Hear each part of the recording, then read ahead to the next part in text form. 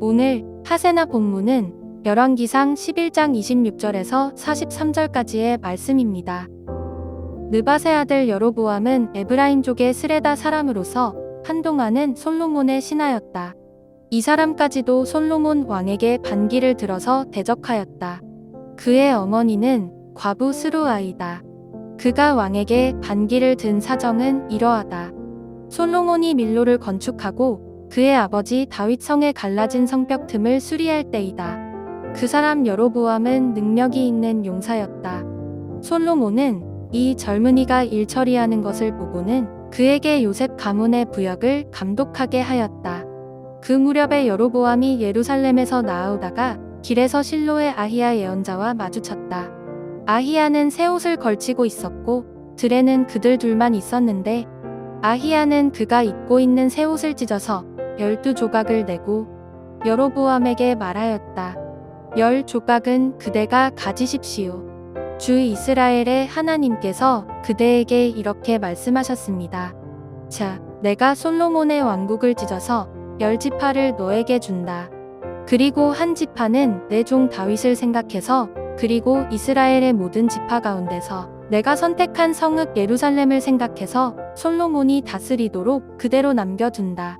솔로몬은 나를 버리고 시돈 사람의 여신인 아스다롯과 모압의 신 그모스와 암몬 자손의 신 밀곰에게 절하며 그의 아버지 다윗과는 달리 내 앞에서 바르게 살지도 않고 법도와 율례를 지키지도 않았지만 내가 택한 나의 종 다윗이 내 명령과 법규를 지킨 것을 생각해서 솔로몬이 살아있는 동안에는 그 온 왕국을 그의 손에서 빼앗지 아니하고 그가 계속해서 통치하도록 할 것이다. 그렇지만 그의 아들대에 가서는 내가 그 나라를 빼앗아서 그 가운데서 10지파를 너에게 주고 한 지파는 솔로몬의 아들에게 주어서 다스리게 할 것이다.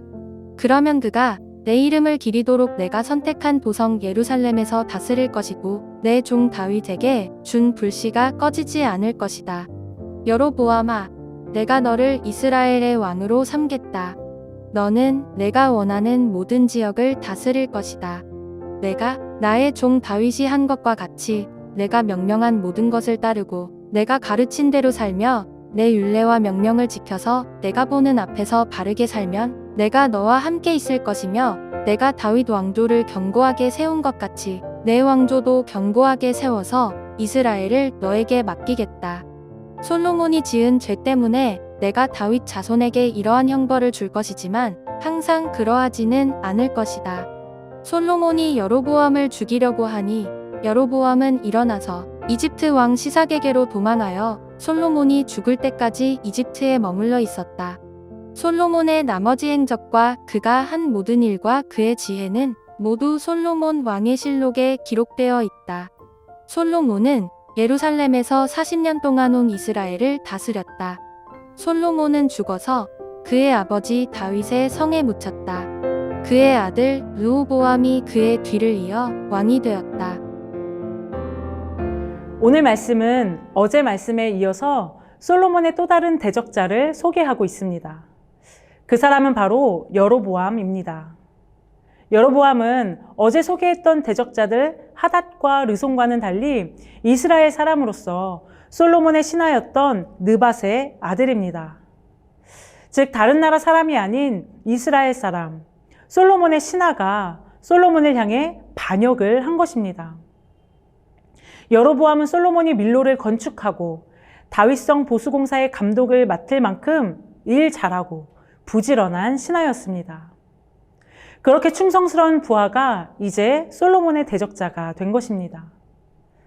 말씀해 보면 여로보암이 솔로몬이 보기에도 얼마나 성실하고 유능한 신하였는지 자세하게 말씀하고 있는데 이것은 성실한 신하였던 그가 솔로몬의 대적자가 된 것이 어느 날 여로보암의 개인적인 욕망이 불타올라 그렇게 된 것이 아니라 하나님께서 솔로몬의 대적자로 여로보암을 선택하셨다는 것을 강조하기 위한 것입니다. 여로보암이 어느 날 실로 사람 선지자 아히야를 예루살렘 성 밖의 들에서 만나게 되었습니다. 선지자 아이야는 하나님의 명령을 받고 여로보암을 만나기 위해서 기다리고 있었습니다. 아이야는 몰래 하나님의 선택을 알리기 위해서 단 둘만 들에서 만나지만 결국 이 사실이 솔로몬에게 알려지게 되고 여로보암은 자신을 죽이려는 솔로몬을 피해 애굽으로 도망가게 됩니다. 솔로몬은 여로보암이 왕이 될 것이라는 소문을 듣고는 마치 사울이 다윗을 죽이려 한 것처럼 여로보암을 죽이기 위해 온 이스라엘을 살피고 다니게 됩니다. 여로보암을 왕으로 세우려는 것은 선지자 아이야를 통해 하나님께서 명하신 일이었습니다. 이것을 모를 리 없는 솔로몬이 그럼에도 불구하고 여로보암을 죽이려는 행동은 하나님의 정하신 뜻을 무시하는 행동이었습니다. 솔로몬이 왜 하나님의 뜻을 무시하게 되었을까요? 지금 솔로몬의 모든 관심과 모든 집중은 그의 왕권을 지키기 위한 것에만 쏠려 있기 때문입니다. 그가 보기에 왕권을 위협하는 모든 것은 없애고 짓밟으려 하고 있는 것입니다.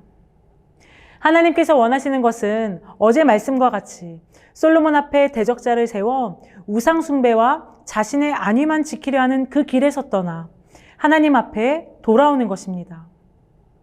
여로보암도 그러한 이유에서 하나님께서 솔로몬 앞에 세우신 대적자였던 것입니다.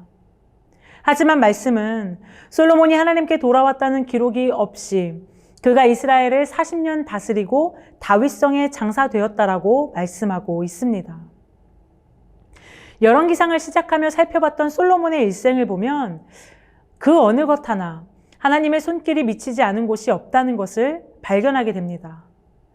또한 하나님께서는 그분의 언약을 신실하게 지키고 계심을 발견하게 됩니다. 하나님께서 원하시는 자를 택하시고 직접 언약을 맺으셨고 택한 자의 행함을 보시며 은혜와 심판을 결정하시는 하나님이십니다. 우상숭배에 빠진 솔로몬을 결국에 패하시지만 하나님은 다윗과의 약속을 기억하시고 은혜를 베푸셔서 예루살렘만은 계속해서 다윗의 후손이 다스릴 수 있도록 허락해 주십니다.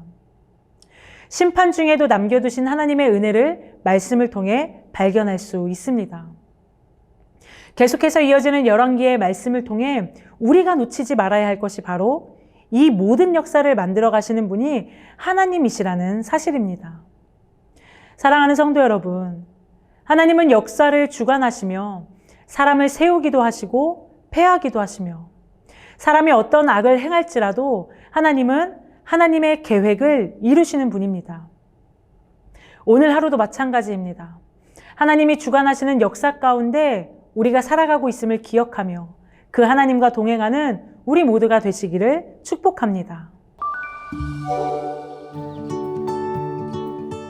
오늘의 하시전은 5월에 있을 푸른 데이를 위해 기도하며 봉사에 참여하는 것입니다.